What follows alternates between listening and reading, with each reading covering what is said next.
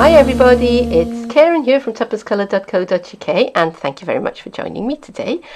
This is what I've been making today. I have been playing with some of the supplies from the new catalogue. Have you seen it yet?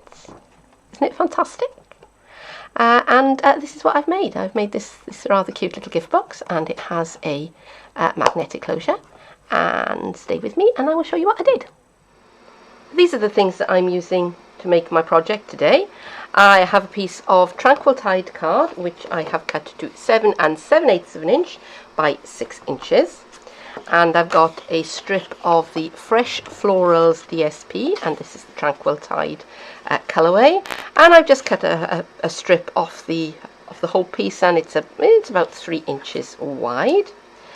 I've got a scrap of Tranquil Tide and a scrap of Very Vanilla. That's going to be for die cutting and punching, and this is going to be for stamping on.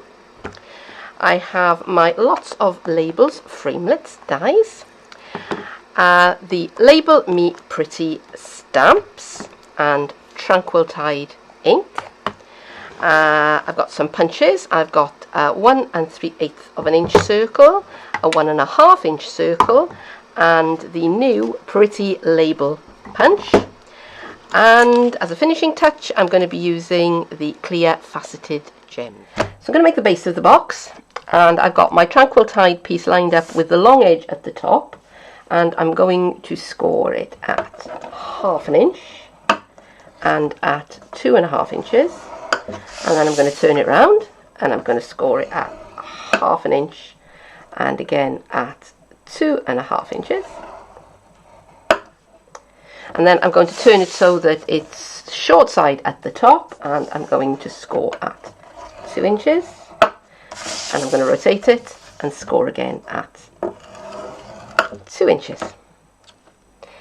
For the lid of the box, I've die cut a piece of Tranquil Tide using the largest of the framelits dies, and I'm going to score it at 1 1/2 inches and again at 3 1/2 inches, and that will make the lid of my box. So here is my box base, and I'm just going to burnish my folds so that I can see where I'm cutting, and you can see where I'm cutting, because that would be helpful. Right, so I'm going to need to get rid of the pieces that I don't need, which are these outer skinny rectangles here.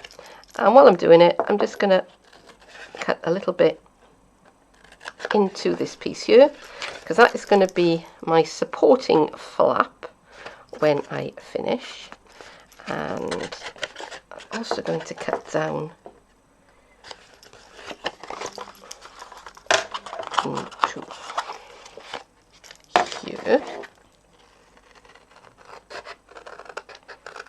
just like that, and again like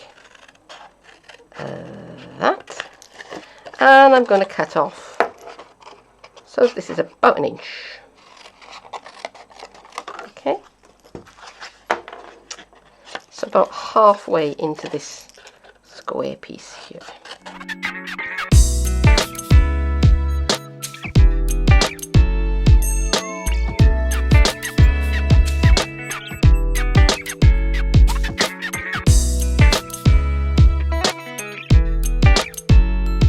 So this is the shape I'm left with after I've cut away all the bits of card I don't need, and I've put tear and tape onto the 4 flaps, but it is always easier to decorate the box while it's still flat. So before I bring all the sides together, I'm going to put my DSP on. Now I've cut 2 panels that are 2 1/2 inches by 1 3/4, and they are going to be for the front and the back, and 2 pieces which are 1 3/4 of an inch square.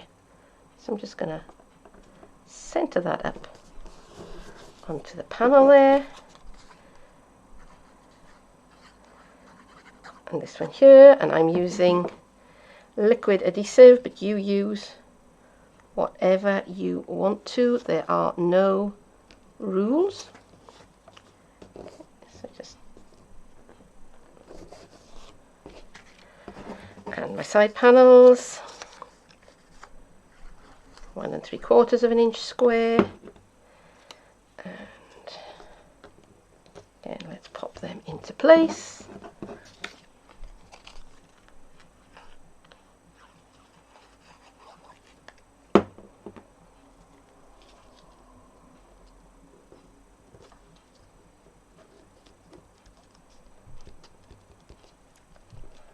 And there you go. So that's all going to go together like that. For the lid of the box, I cut a piece of DSP with the next largest of the labels framelets, and I put a score line at 1 1/4 of an inch from that point there. Okay.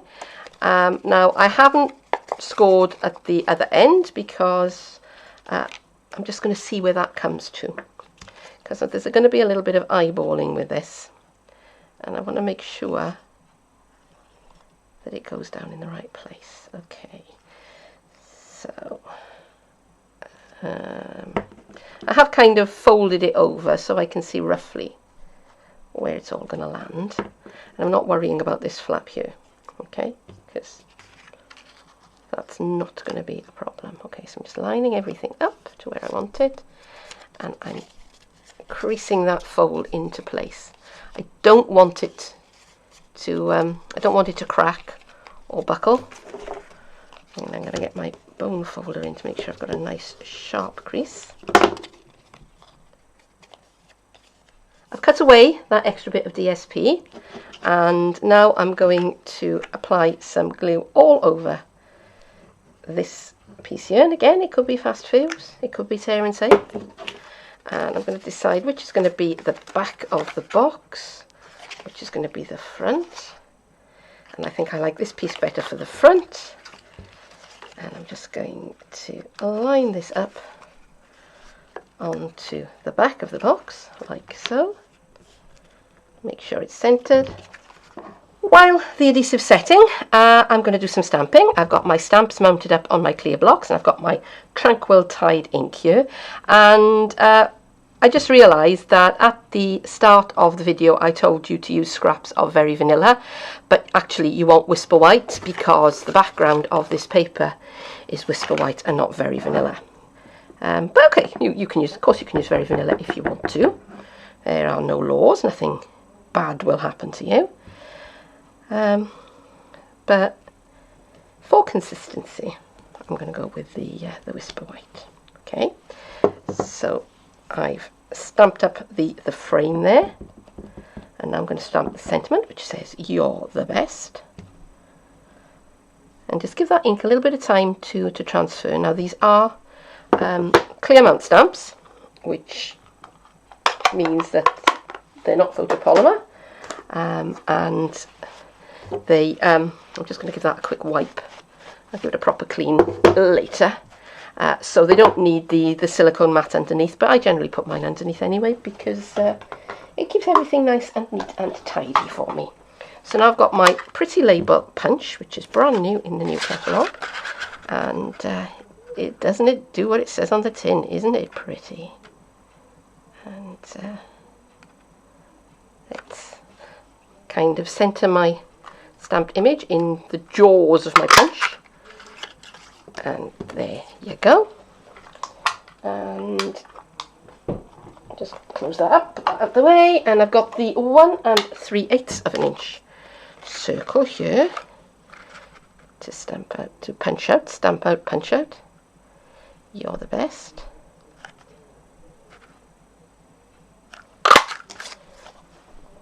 And I have a 1 1/2 inch circle punch and another little scrap of Tranquil Tide, and I'm going to cut a circle out of that.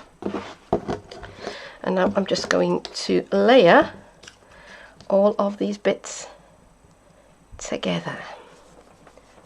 Okay, so I'm going to put that flat onto that, I think.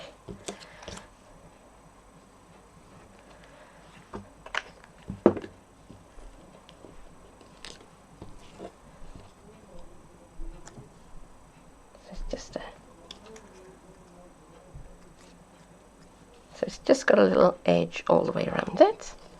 And then that onto that. I think I'm going to use, well, I don't think I'm going to use, I am going to use a couple of dimensionals. Because do you know what? They're there, and I can. And I don't know whether you've seen in the new catalogue that we now have teeny tiny dimensionals, as well as the full-sized ones. Okay, so now let's put this all together. So I'm just going to take the backing off of the tear and tape, just like this. Da, da, da.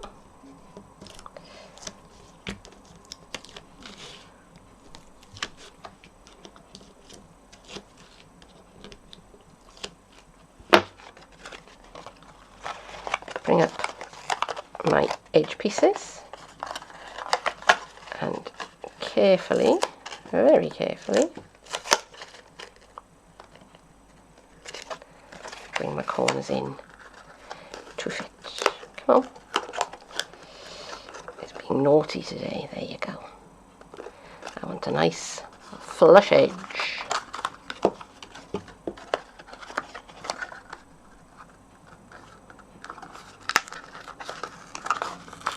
Oh dear. No, don't do that. Okay, that's alright. It's on the inside. Nobody will see it.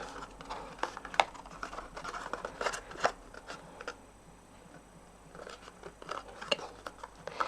And I'm just going to apply some pressure onto those flaps with my bone folder. Just make sure everything stays together. My glue wants to get in on the act. Now those pieces fold in across the top there, and that comes over the flap there, and we're nearly done. So all I need to do now is to put my embellishments on and do my magnetic closure, and we will be done. So I'm going to do the embellishment first. I'm just going to put this on to the lid of the box so that it is out of the way. Whoops, come back. Things today are growing legs and are running away from me. Okay, so that now sits on top of there. And now that I've stuck it down, I'm thinking that it might have gone better with a little bit of dimensionals behind it, but I've done it now. So you do what works for you, okay? For my magnetic closures, I have two very strong, very thin, 0.5 millimeter neodymium magnets. Now they're not expensive. I will put a link below to the place where I get them from. But if you're making this box to give a gift to somebody where there are children around, don't use these. Use something like Velcro tabs or something. The reason being is that these are incredibly dangerous if swallowed. If they get into your digestive system, they can do all sorts of damage, and you really don't want that to be happening. So I'm going to stick them on, and the other thing is make sure that you keep them well apart from one another. Okay, now I'm applying a glue dot to the back of one, and I'm going to pop that onto the center front of my card, just like that, and I'm going to cover it with one of the clear faceted gems, and it just fits, the largest size just fits nicely over the top. Now I think these are 1.5 centimeters, or are they 1 centimeter? These are 1 centimeter wide. Okay, so that fits pretty much exactly over the top. Okay, so for the next one, I'm sticking it to the back of the card, and basically I've put it on top of its partner to make sure that I've got the polarity right. And again, I'm going to put a glue dot onto there. There you go, come on. Stay where you put, that's right. And I'm just going to close up my box. And then press down. so that when I take the flap away, I hope, yes, my little magnet has stayed where I want it to. Now, it's not terribly attractive, so I have a 1/2 inch circle punch here, and where's my bit of Tranquil Tide gone? There it is. I'm just going to cut out a 1/2 inch circle, and I'm going to stick that, let's do it this way around, on top of the magnet. And that does two things. For one thing, it makes the pull of the magnet a little bit less fierce, and the second thing it does is that it covers it up and makes it look attractive. And when I shut my box, there you go. So there it is my finished box, and thank you very much for staying with me to this point. And I do hope that you've enjoyed this tutorial, and if you have, then please don't forget to click that like button before you go, or leave me a comment, or how about subscribing to my channel if you don't do it already. But for now, thank you very much for joining me, and I hope that I'll see you again soon. Bye bye.